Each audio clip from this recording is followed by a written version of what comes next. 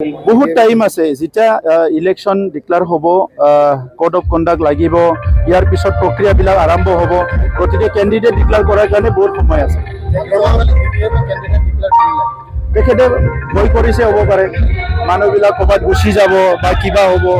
কিবা কিবি ভিতৰীয়া ঘটনা থাকিব যাৰ কাৰণে তেখেতে ইমান এডভান্স ক্যান্ডিডেটখিনি ঘোষণা কৰিব লগা হৈছে আৰু অংক হয়তো কাৰো লগত মিলা নাই যাৰ যাৰ লগত অংক কৰি আছিলে কাৰো লগত অংক মিলা নাই এই কাৰণে তেখেতে আজি এই কামবিলাক কৰিছে তো এই কাৰণে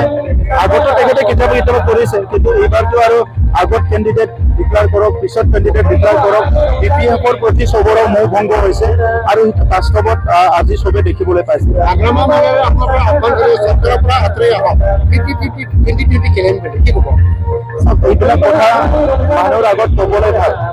বাস্তৱত কৰিবলৈ বহুত কঠিন তেখেতক আগতে আমি কৈছিলোঁ যেতিয়া তেখেতে পাৱাৰত আছিলে তেতিয়া বিপিপিয়ে কৈছিলে যে 50-50 খেলিম এতিয়া তেখেতে কৈছিলে যে 7জন পিচিডিআৰৰ এই সময়ত এমচিএলএ আছে আপোনালোকে 7জন লগ বুলি পেলাই সো আজি তেখেতৰটো 10জন আছে 50-50 কৰ পৰা আহিল সো এই কথাবিলাক এনে ক'বলৈ ভাল শুনিবলৈ ভাল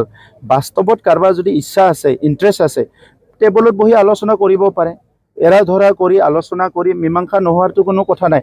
দুটা দেশৰ যুদ্ধই মানে মীমাংসা হয় গতিকে এটা জনগোষ্ঠীৰ ভিতৰত বা এটা অঞ্চলত কিবা এটা সমস্যা মীমাংসা কৰিব নোৱাৰা একো কথা নাই কিন্তু সিনসিয়াৰিটি লাগিব আমি আপোনাৰ আৰু মোৰ কাৰণে ৰাজনীতি কৰা নাই আপোনাৰ কাৰণে মোৰ কাৰণে ৰাজনীতি কৰিলেতো আৰু এইটো কথা নহয় কিন্তু আমি কৰিছো 35 লাখ জনসাধাৰণৰ কাৰণে গতিকে এই কথাটো ইমান মানে বাচ্চাৰ নিচিনা আমি কৰি থাকিলে নহব নহয় মুখ্যমন্ত্ৰী এতিয়া প্ৰস্তাৱ চলি আছে নিৰ্বাচন মুখ্যমন্ত্ৰী ডাঙৰীয়াই বিভিন্ন আমাৰ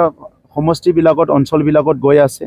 তেখেতে যাব মুখ্যমন্ত্ৰী হিচাপে তেখেতৰ বহুত দায়িত্ব আছে আৰু ৰাজনৈতিকভাৱে তেখেতৰ যিটো দলত ৰিপ্ৰেজেন্ট কৰে বা থাকে এই দলটোৰ কাৰ্যকৰ্তাবিলাক কি কাম কৰি আছে সেই কথাবিলাক চাই আছো আমি টিভি মিডিয়াবিলাকত দেখা পাই আছো গতিকে নিজৰ দলৰ নেতাসকলে এইটো মুখ্যমন্ত্ৰী হওক বা বেলেগ কোনবা কেন্দ্ৰীয় মন্ত্ৰী হওক নিজৰ দলৰ কথাটোতো সবে চাবয়ে আৰু নিৰ্বাচন আহিলে এমপি এমএলএ মন্ত্ৰী সবে সক্ৰিয় হৈ যাব কাৰণ পলিটিক্স কৰা মানুহবিলাকৰ কাৰণে নিৰ্বাচনটোৱে এটা ইম্পৰ্টেন্ট মানে এটা এক্সাৰসাইজ